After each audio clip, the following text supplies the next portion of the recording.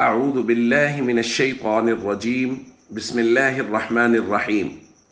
إنما الصدقات للفقراء والمساكين والعاملين عليها والمؤلفة قلوبهم وفي الرقاب والغارمين وفي سبيل الله وابن السبيل فريضة من الله والله عليم حكيم صدق اللہ العظیم۔ اللہ تعالیٰ اس آیت میں مصارف زکوٰۃ کو بیان فرما رہے ہیں کہ کن کن کو زکوٰۃ دی جا سکتی ہے۔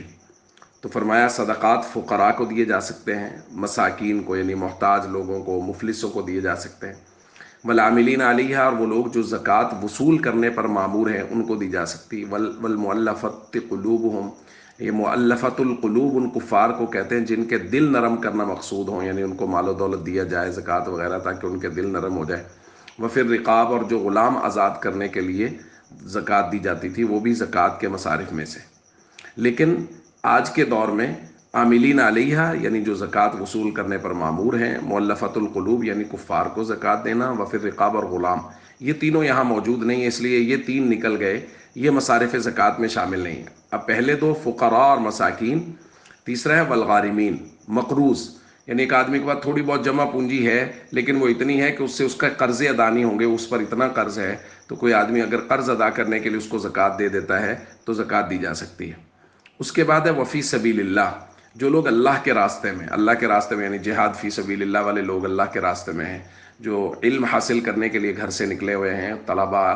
مدارس میں علم حاصل کر رہے ہیں، کیونکہ نبی کریم صلی اللہ علیہ وسلم نے فرمایا من خرج فی طلب العلم فهو فی سبیل اللہ حتی یرجع، جو علم حاصل کرنے کے لیے گھر سے نکلا واپس آنے تک وہ اللہ کے راستے میں۔ اور آخر میں ہے ابن السبیل،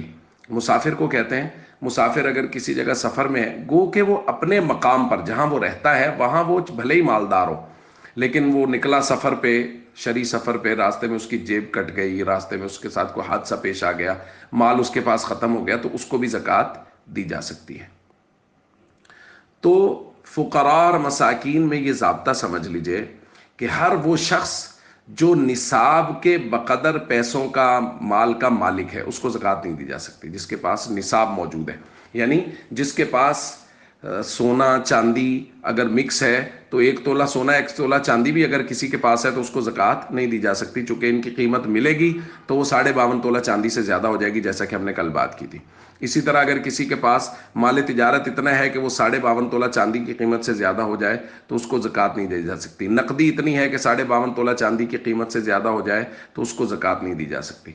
ہمارے یہاں یہ بات بہت معروف ہے کہ ہر بیوہ کو زکوٰۃ دی جا سکتی ہے۔ یاد رکھیے ہر بیوہ عورت کو زکوٰۃ نہیں دی جا سکتی، صرف وہ بیوہ عورت جو نصاب کی مالک نہ ہو، یعنی جس کے پاس تھوڑے بہت پیسے ہوں، 10-20 ہزار 50 ہزار، آج کی تاریخ میں 50-60 ہزار 70 ہزار تک، تاکہ وہ اپنی ضرورت پوری کر سکے، وہ نصاب کی مالک نہ ہو تو اس کو زکوٰۃ دی جا سکتی ہے۔ اگر کوئی بیوہ نصاب کی مالک ہے، اس کے پاس سونا ہے، چاندی ہے، مال تجارت ہے، کچھ نقدی ہے، وہ سب کو ملائیں گے تو 52.5 تولہ چاندی کی قیمت کو پہنچ جائے گا، تو اس بیوہ کو زکوٰۃ نہیں دی جا سکتی۔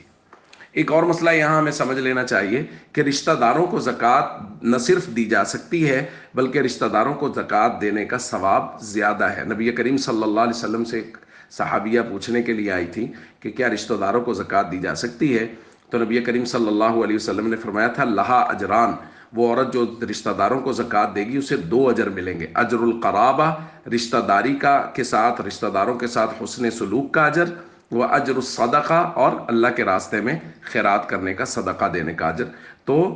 رشتہ داروں کو زکوٰۃ دینا ڈبل ثواب رکھتا ہے، تو اس لیے ہم سب کو چاہیے ہم مصارف زکوٰۃ کی چھان بین کر کے، تحقیق کر کے وہاں زکوٰۃ کو دیں، اور خاص طور پہ رشتہ داروں میں اہمیت کے ساتھ دیکھیں کہ جو مستحق ہیں ان کو زکوٰۃ دی جائے۔ السلام علیکم ورحمۃ اللہ وبرکاتہ۔